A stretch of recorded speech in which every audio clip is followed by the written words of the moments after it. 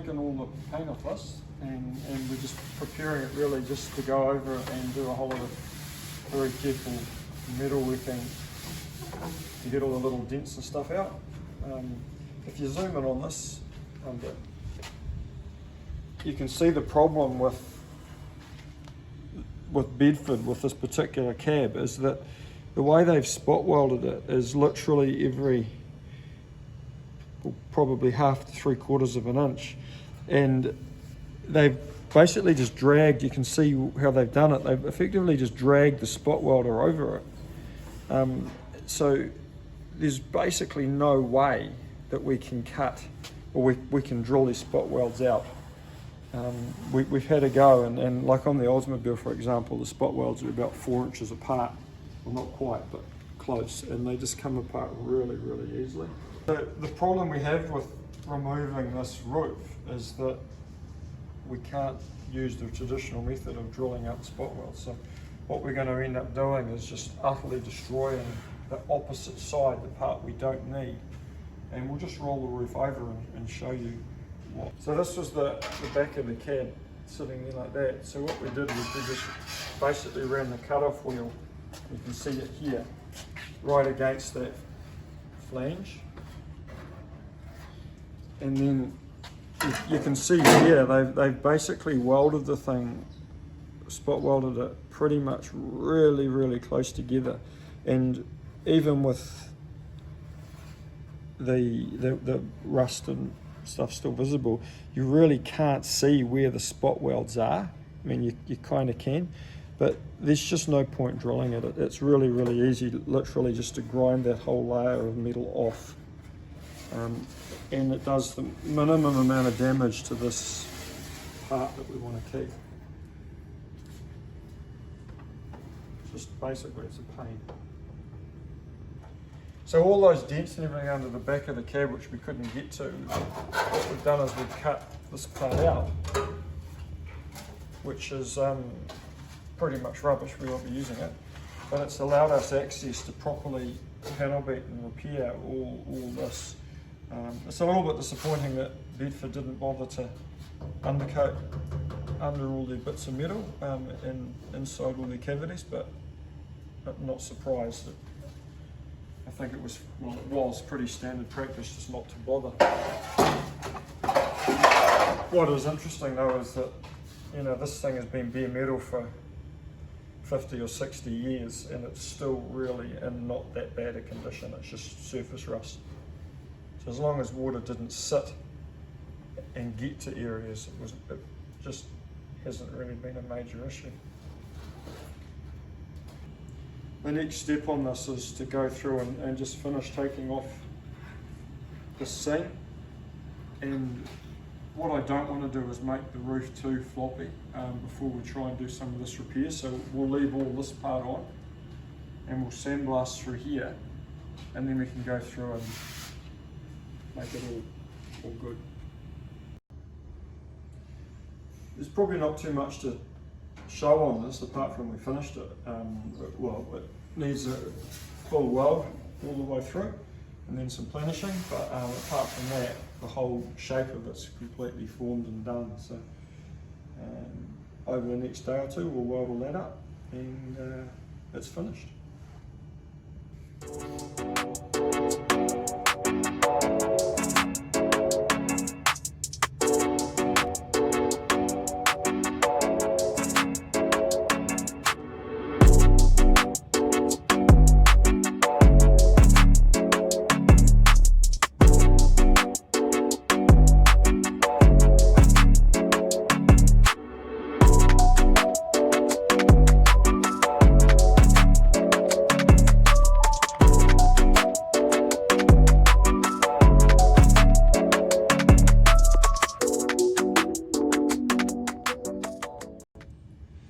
Next week's video, or what we're going to do this week, so we'll have it for next week, is we are going to put the truck on the ground and put the front guards and bonnet and all the front grille and everything back in, and push it outside so you guys can see it outside with, you know, partially assembled. The reason for that is we want to just absolutely finalise the roof job, and the intention is to be very, very subtle with it. So we don't want to cut it through here. So what the plan is at the moment, and we'll finalise it once it's outside, is that we'll cut it off at this seam, the opposite of what we've just shown you on the yellow roof. And what we'll probably do is reform the flange on the yellow roof about 15-20 mil further up. So then we can squash, bond, and probably spot weld this, the new roof back on at the seam. I'm pretty keen on keeping the original factory seams. We'll obviously do a lot nicer job of making it fit properly, but even though it's quite plainly not factory, I'd like to keep all the little quirky nice features that this thing used to have. So that seam's gonna stay. So what we're gonna do once the truck's outside is we're gonna put the glass back on it just temporarily. And that'll hopefully give us a little bit more of an indication of the roof shop as well. What we're thinking of doing is probably leaving the door shape through here exactly like it is now, and chop it through here and just slant the windscreen back a few degrees and then just lower this a few degrees. So in other words, just bring this down. That's where the top of the door and the roof line was originally. So we're only talking or thinking about possibly dropping it, probably just very, very subtly, almost just about that. And the rationale for it is we don't think the roof looks too high, but when you stand back and look at it, and we'll show you when it's outside, when the truck or the cab's sitting level, it looks like the roof's sloping uphill, and that's just not what we want. So if we drop the front down, pretty much just parallel with this, I think it'll make a huge difference. And the advantage of only doing it a small amount, and the advantage of also modifying the frame with the roof shell off it, is that we can retain the original windscreen in its original hole, which keeps it looking like an original car, but also saves a huge amount of time and effort and cost trying to either have a windscreen made or cut one down. So what we've done this week on the Oldsmobile is rebuild that donor sill that we were talking about and fully welded in. We've got some pretty good footage of it being welded in, so we'll show you that.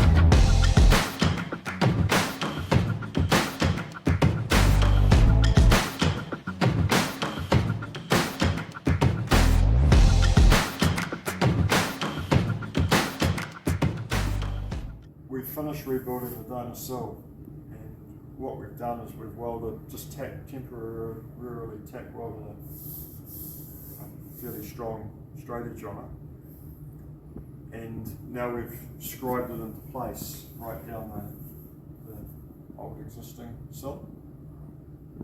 Now what we noticed before we pulled the floor of the car out, before we even took it apart, we noticed that the middle of the car was fairly sagged and the doors were showing the same detail.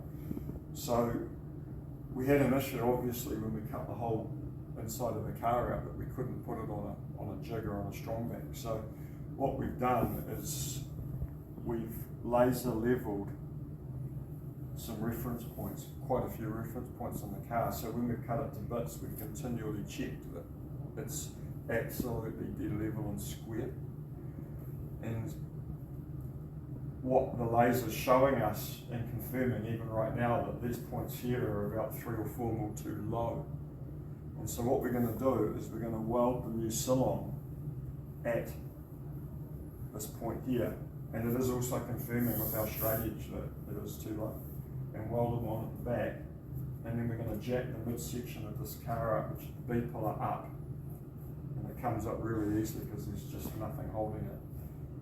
And then while it's re-lasered and absolutely dead level, we'll weld the sill in. At that point, we'll leave the jack underneath here, keeping it exactly level until we fit our new inner sill, which we built from scratch. And this is another telltale that the car was bent, because when the factory made these sills, there's no way they would have manufactured them with a 2 or 3 mil, 5 mil bend in them. They simply would have built them straight. And when we put the straight new sill up into place, it also shows that it's bent. So we've got every indication that there was a problem, and we're simply fixing it. So we are ready to weld this donor cast sill in.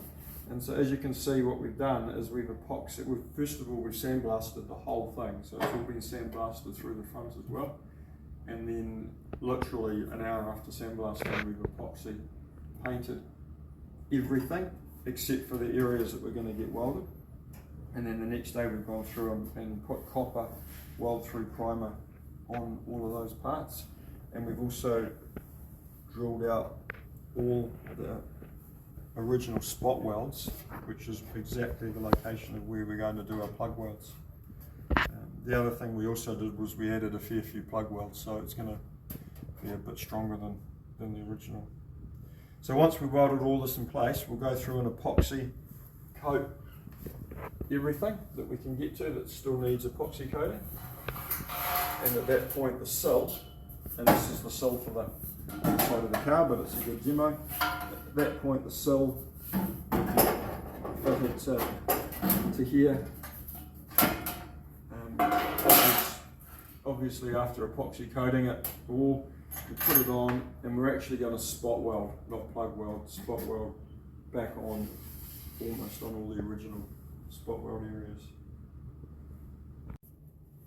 This side of the car has been all epoxied and repaired.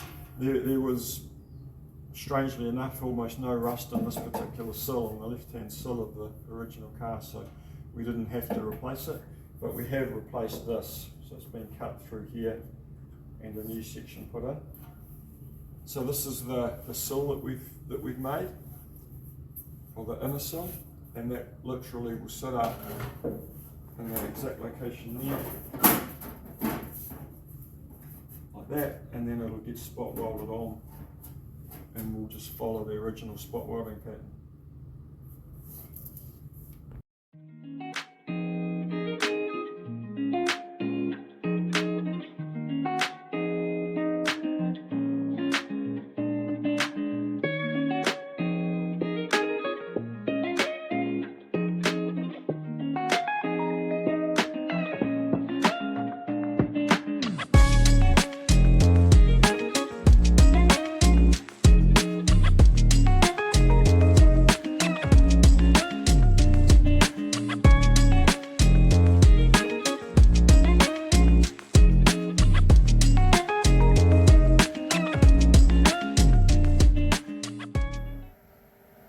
Okay, well here's the weld on the sill once it's finished but hasn't been touched or dressed yet. And then further back is the weld when it's fully dressed. Those little holes there are for a part that sits up in here. So they're the original holes.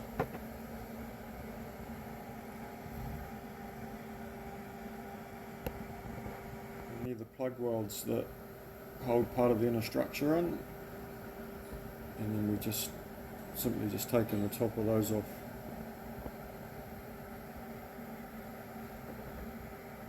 What was super important with this welding the sill was that we get a full penetration weld. So here's a shot inside the sill of the weld.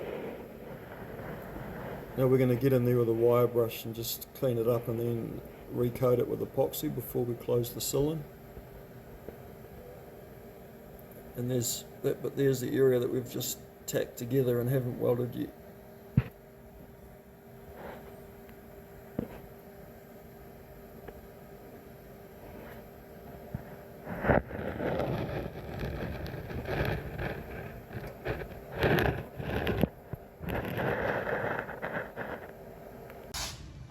And it's welded and dressed all the way through here. But what we haven't done yet is welded it on to the main structure through here or the main structure under here. Now the reason is that when we put the new, or the second hand or rebuilt floor back in, it's got to fit. And so what we're currently doing now is just dropping segments of the floor in, and once we've got the part of the floor in tomorrow, we will then fully weld these sections up, so it means that the car's the right width apart, or the sills are the right width apart. Here's this area here is off the donor car, and this area here this part of the floor here that we dropped in is the part that goes underneath the rear seats. It's got a full width bulkhead or cross member in it. And so what that's done by putting it in place is just force the car apart to its natural position. So when we weld up all the sills properly, it will hopefully be all in the right place. The next job after welding in that sill properly is getting stuck into this area here. So once we've welded the structure into the front and mid section of the sill, what we'll do is sandblast all this area here of the actual car, and we've got a donor car part which again is in very good condition. We'll melt the lead out of it, cut the old car part of the car off, and then that will literally slide up underneath here and fit on, and so we'll weld all that in place. And this part's out of the donor car as well, which was the inner back of the sill, and it's needs to be sandblasted, but it's in really good condition as well. So by the time we take it all apart, it will be almost as good as new part. Needs a little bit of repair through there, and that's the next week's focus really, is get the back of this area all finished off, and then we'll go through and give the whole sill, probably on both sides, on the outside, a final little quick sandblast and sand, and then we'll epoxy paint all up through here, inside and out. And at that point, we're actually ready to put the inner sills on, which you can see under if you look.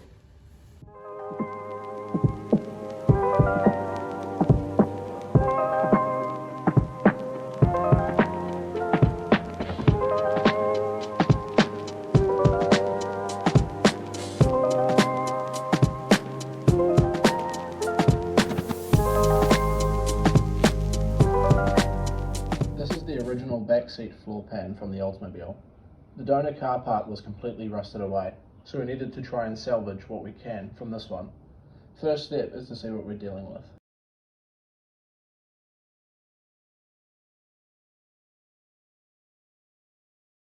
I was just grinding this piece up with the wire wheel to make an assessment if this piece from the original car would be worth salvaging.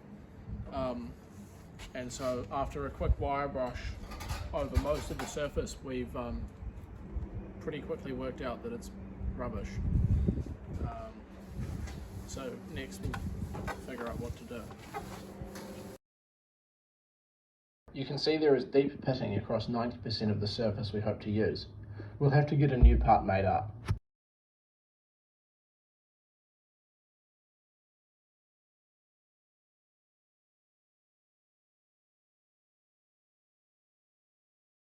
Moving on to the Corvettes, these are moulds that I built to build a rear bulkhead that covers the seat belts.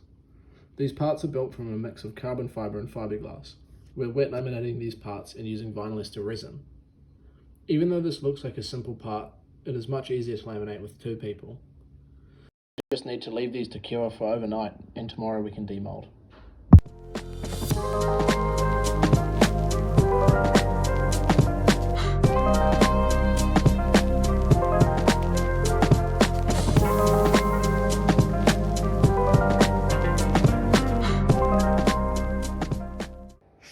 We've just demolded these parts and we're happy with how they've turned out. The next step is to trim and fit these parts to each car.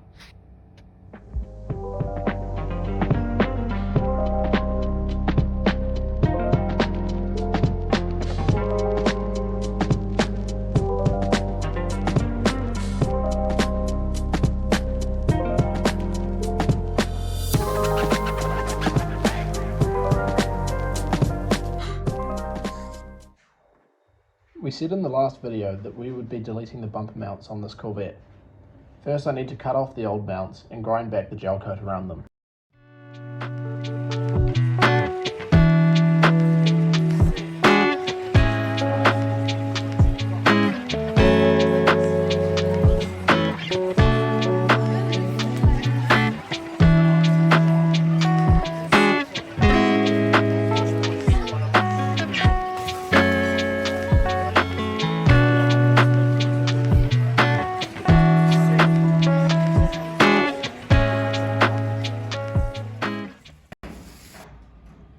Okay, so what I've done here is I've ground a taper onto the end of the carbon laminate that's remaining on the car. So you can see there's approximately 5 layers of carbon in the car, and you can see there's the first layer, second layer, and the middle layer of fiberglass. And so I've also built a foam mold in the back, covered it in masking tape and then brown tape, which will stop it sticking.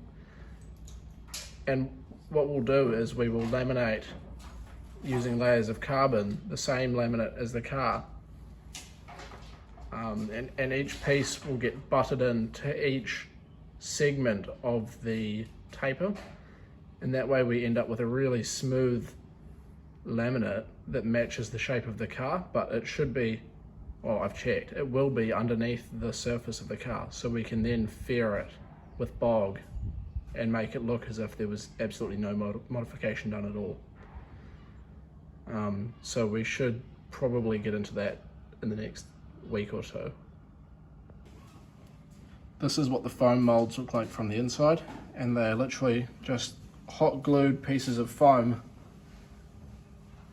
and we check the shape with a batten to make sure that it's under the surface of the car.